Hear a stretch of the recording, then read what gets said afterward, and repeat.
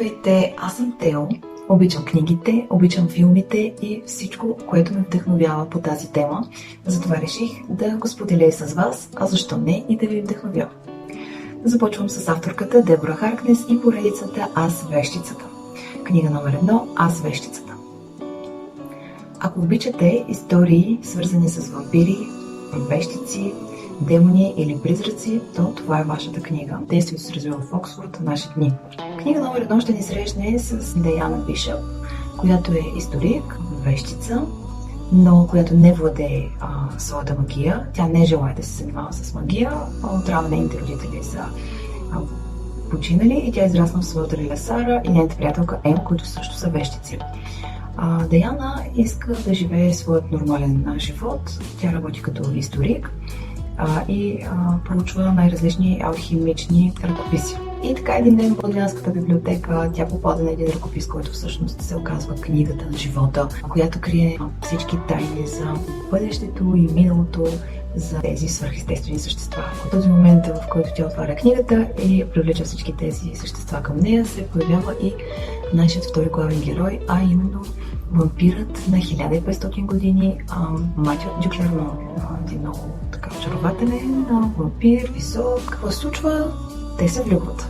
В книга номер 1 читателите ще видят много повече любовна магия, отколкото вещерска магия. Ако обичате омагьосани къщи, при това с характер, ще откриете такава къща в книга номер 1 Аз вещицата. Нашите герои също така ще имат много пречки, защото се оказва, че тяхната любов е забранена, като Ромео и Жулиета, но по доста по-различен начин.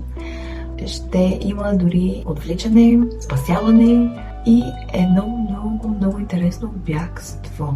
Преди да стигнем до бягството, искам само да кажа какви са специфичните умения на нашите вампири в тази книга. Освен, че вампирите могат да живеят вечен живот, те са много сензитивни, изострени сетива, силно обоняние, силен слух, бързина, ловкост и много голяма сила. Матю Дюклермон е изключително привлечен от нашата вещица Диана. Той казва, че кръвта й клокочи, дори пее, а сърцето й бие изключително изкушително за неговите вампирски сетива. Един вампир определено може да разбере много различни аромати на примерно една чаша вино. Всъщност, ако усети две неща в виното, той ще усети 22.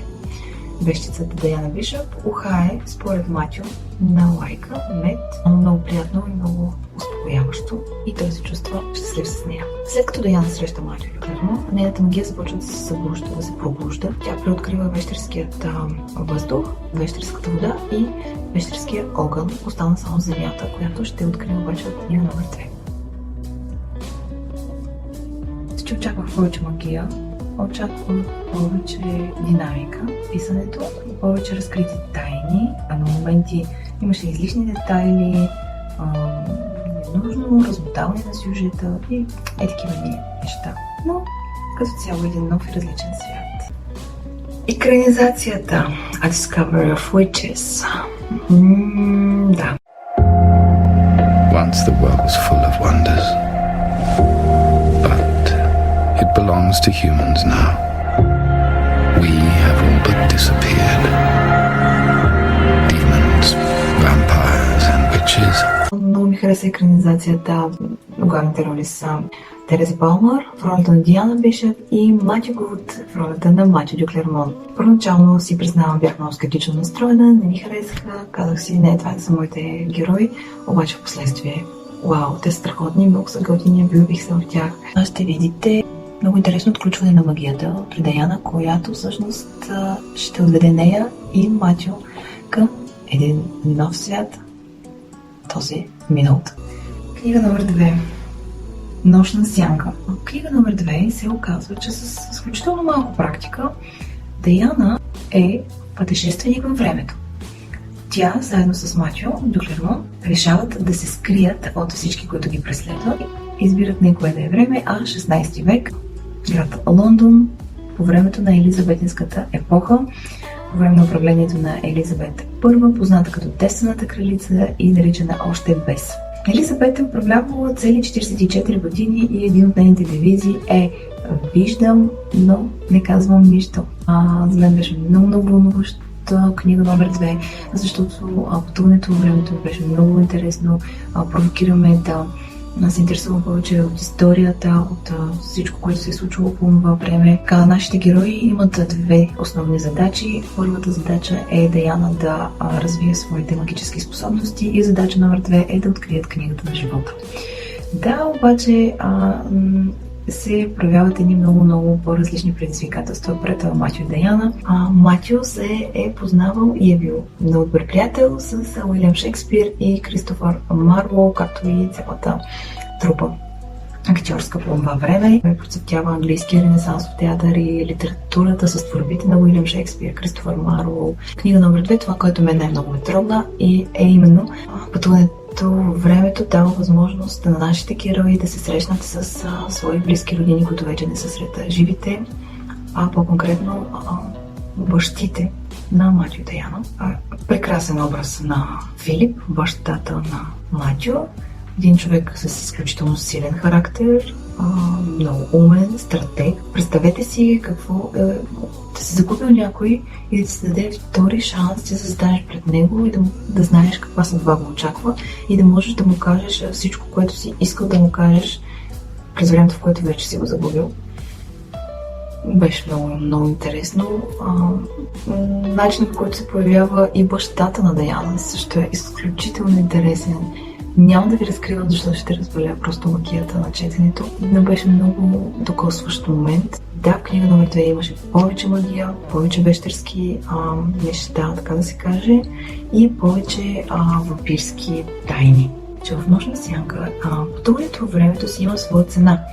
Нашите герои не могат да споделят с никого нищо за тяхното бъдеще и за да пътуват във времето трябва да притежават 3 предмета, които са точно от това време. И едно от условията е да не взимат нищо от миналото в бъдещето.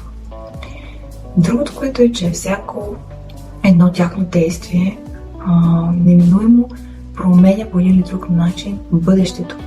И те правят така, че един от героите ще прати писмо в бъдещето. Кой ще го открие и какво ще прочете, ще разберете, като прочетете книгата. She will arrive this night, our fearsome witch. Втори сезон беше много по-готино на мен лично. Има много хубаво излъчване, много красиви сцени. Особено когато съм в Лондон, сцената между Матио и Елизабет, първа кралица на Англия, просто беше една от много красиви сцени, много хареса. Актьора, който играе, който в ролята на Филип, е уникален. Галал глас също е много интересен персонаж, който ще видите. Изключително харизматичен актьор са избрали да влезе в неговата кожа.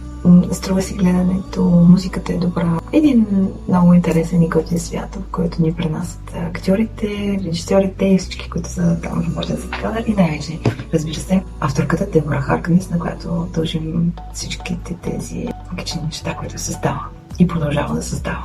А сега продължавам с книга номер 3. Книгата на живота. Нашите герои се връщат обратно от миналото и отново попадат в 21 век реалността. В крайна сметка, Даяна успява да намери тази книга, но нищо не е такова, каквото си мислите, че ще е. Книга номер 3 вървеше малко по-мудно, малко по-бавно, по-разтегливо, самия сюжет чакаш. Нещата потръгнаха може би по-към края, се случиха. Има раздели между Даяна и Матио, така договорени.